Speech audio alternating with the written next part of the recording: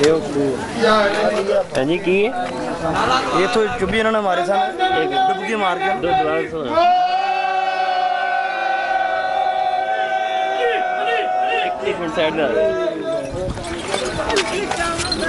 सरकारों ने तो डुबकी मारी थी नजफ से जाकर निकले सन दोबारा सरकारों ने तो डुबकी मारी थी ना तो नजफ से निकले। कहते हैं यही तो बातें हैं जो वहाबियों को समझ नहीं आती। वो नहाने वाला उस गंदे पानी से जो नहा के बाहर निकला, कहा ये इतना अजीम पानी है, इसके नहाने से खारिश ख़त्म, फोड़े ख़त्म, फिंसियाँ ख़त्म और रेशम की तरह जिस्म नरम और मुलायम हो जाता है। अस्सलाम वालेकुम जी।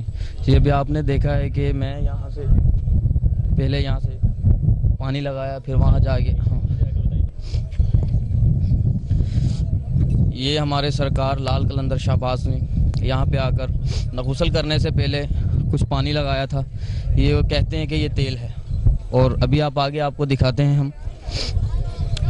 ये जो आप देख रहे हैं ये लाल बाग की जगह है। यहाँ हमारे मुर्शिद सखी शहबाज लाल कलंदर सरकार ने यहाँ पर चिला किया है, और यहाँ थोड़ा आगे ही करीब में एक दरख्त है, उसके नीचे बैठकर चिला किया है, और ये सारा उसी का एरिया है। और जब आप सरकार नहाने की गर्ज से यहाँ पे आते थे तो पहले इस कुएं में आते थे जो पहले दिखा है, और बाद में साबुन लगाने के लिए यहाँ पर आते थे। ये जो आप जब देखेंगे जगह, ये एक साबुन की मांद है।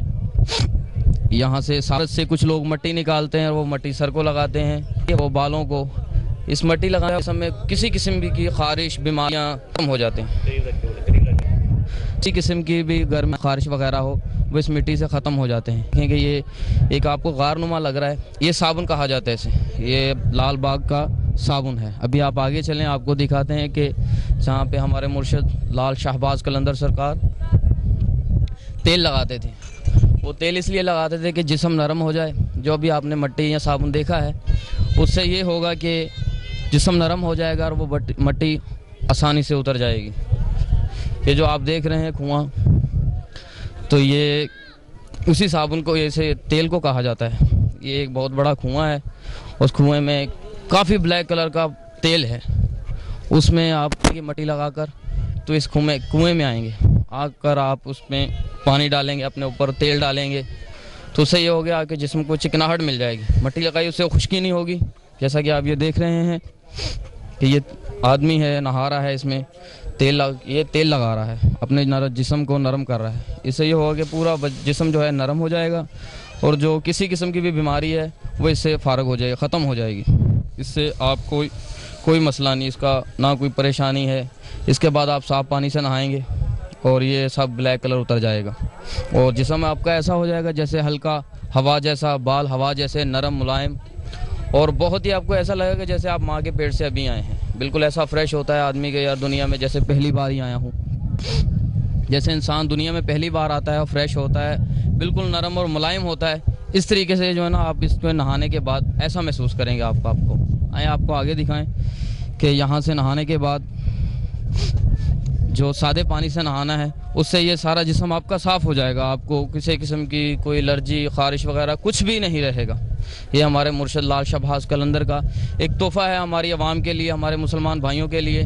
और जितने भी हमारे सेवन शरीफ लाल शहबाज कलंदर सरकार के उर्स में शामिल होते हैं, सब यहीं पे आकर नहाते हैं और अपने आप को ऐसा फील करते हैं जैसा कि इंसान अभी फ्रेश होकर वो निकला हो। ये देख रहे हैं आप, नहा रहे हैं, कुछ 3 लड़के नहा रहे हैं।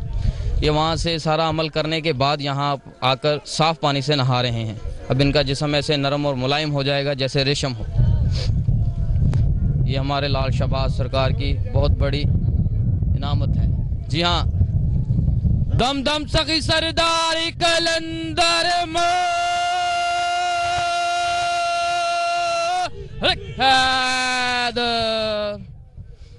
जी। देखा आपने, क्या बीमारी थी?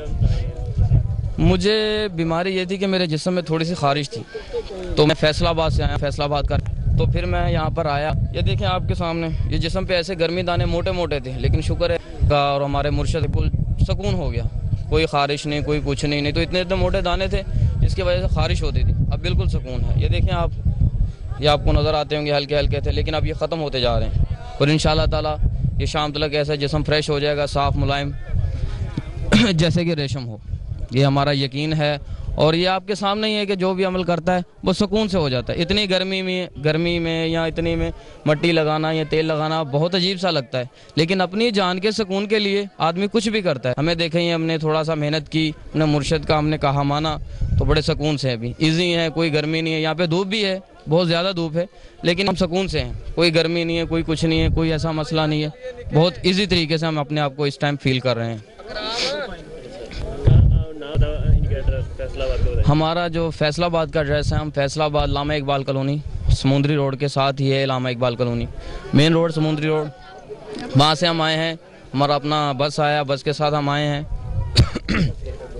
हमारा जो फैसलाबाद तकरीबन इस तरह मानता है कि फैसलाबाद में 100% लोग यहाँ पे उर्स होता है, लेकिन वहाँ उर्स से पहले ही शाम कलंदर इतनी मनाई जाती हैं कि लोग समझते हैं दूसरे शहरों के सही जो मेला है ना वो फैसलाबाद में ही है, क्योंकि हर जगह, हर गली, हर मोहल्ले में शाम कलंदर होती है और पूरी रात का प्रोग्राम होता है हमारा। और उसके बाद फिर हम जैसे अपनी अपनी महफिल, उसके बाद फिर हम गाड़ियों में बैठते हैं और यहाँ पर आ जाते हैं। यहाँ आकर हम 6-7 दिन रहते हैं और लंगर भी तकसीम करते हैं, खाते भी हैं, दूसरों से भी लेते हैं, ख़ुद भी खिलाते हैं, और जो मौला ने दिया है वो सब हमारी कोशिश है कि हम यहाँ पर निशावर करके जाएँ। ये हमारे मौला का हम पर बहुत एहसान और करम है। तुम्हें मुबारक हो ये रेशम बनाने वाला गंदा पानी। ला हौला वला कुव्वता इल्ला बिल्लाह। अरे शरीयत में जिस पानी का रंग, बू, मजा बदल जाए वो पानी नजिस हो जाया करता है, और इसकी तो बू इतनी है कि 10 मीटर तक नहीं खड़ा हुआ जा सकता। और वहाँ वो आकर गुस्ल करते हैं, उस पानी में नहाते हैं। और एक फिर छोटी सी गार है,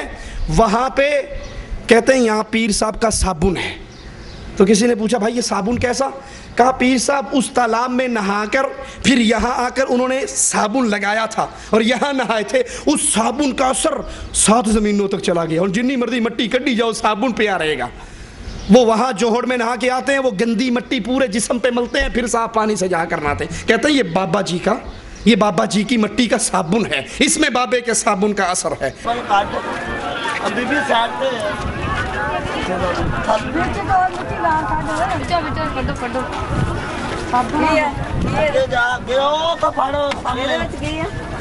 साबन सरकार का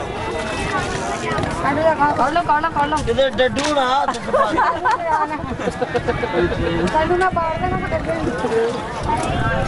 यार तो गारी फला तो साबन ही गारी और तो साबन गाचियां हमारी सरकार ने साबन साबन ही क्या होते ना 4 पत्तों थले में पासे होए बच्चारा की बताऊं ना काट ले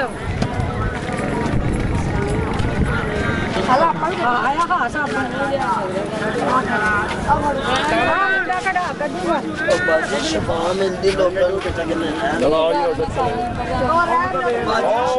और की लेन आए ਅਸੀਂ ਇੱਥੋਂ ਹੋਰ ਇੱਥੇ ਲੈਣ ਅਸੀਂ ਇੱਥੇ ਕੀ ਲੈਣ ਆਏ ਸਾਰੇ ਨਾਲ ਲਿਬੜ ਜਾਣਾ ਨਸੀਬਾਂ ਵਾਲਾ ਜਿਹੜਾ ਬਹੁਤਾ ਨਸੀਬਾਂ ਵਾਲਾ